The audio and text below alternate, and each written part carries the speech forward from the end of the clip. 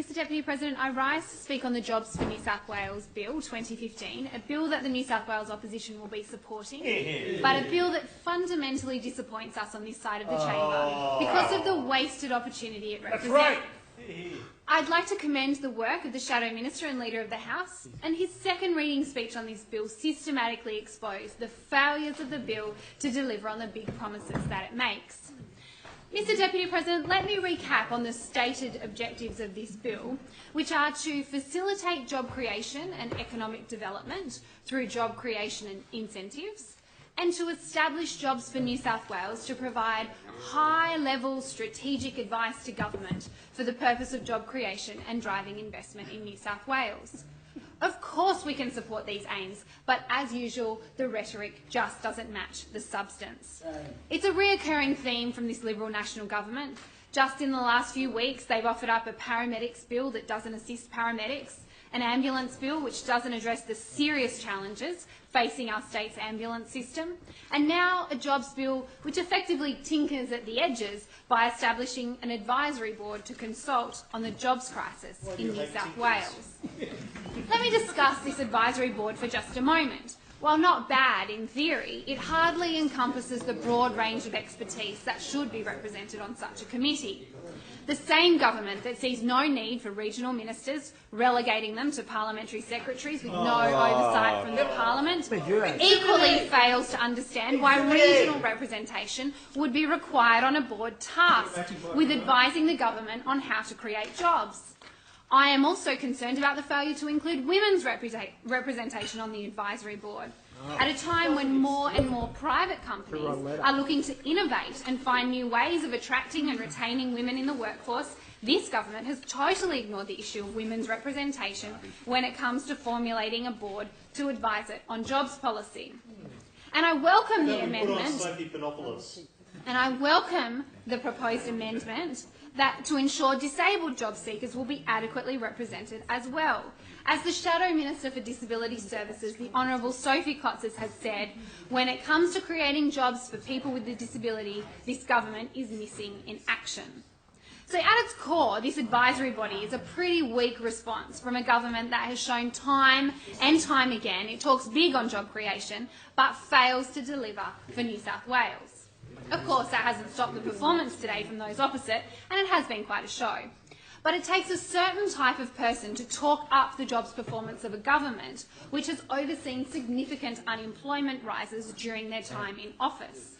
Apart from the bluster of those opposite, we on this side of the chamber know that the people of New South Wales are desperately looking for work, and those who have recently lost their jobs care nothing for the pretending that we've seen today.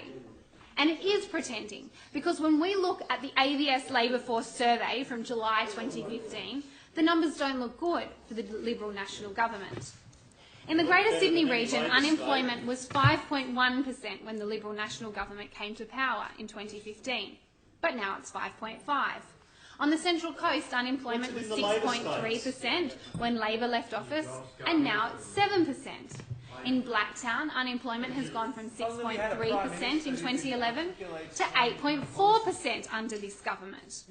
In the Outer West and Blue Mountains region, unemployment has risen from 5.7% to 6.1%. In Parramatta, unemployment was 5.5% in 2011 and now it's 8.4% under the Liberals' leadership. 8.4%, Mr Deputy President. In the Sutherland Shire, unemployment has doubled from 3.2% to 6.4%. The people of Coffs Harbour and the Grafton region have seen unemployment increase from 4.3% to 5.2%. The far west of New South Wales has witnessed their unemployment rate rise from 2.9% to 4.4%. And the Murray region had an unemployment rate of just 1.3% when Labor left office. But now it's 6.7% because of the shocking inaction of the National Party in this place and the other. The families in the Richmond Tweed area had an unemployment rate of 5.1% in 2011, and now it's dramatically increased to 8.8%.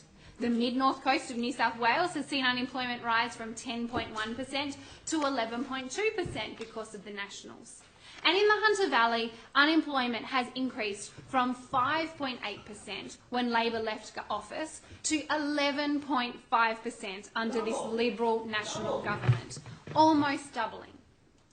These figures, however inconvenient they may be for those opposite, and however much those opposite try to hide them, these figures point to a serious problem with the jobs performance of this government. It might have something to do with the fact that it's taken them 5 years to notice that the jobs crisis. It might be their lacklustre response. But either way, those families out there struggling to pay their bills as they search for a job want a little less talk and a little more action from this government.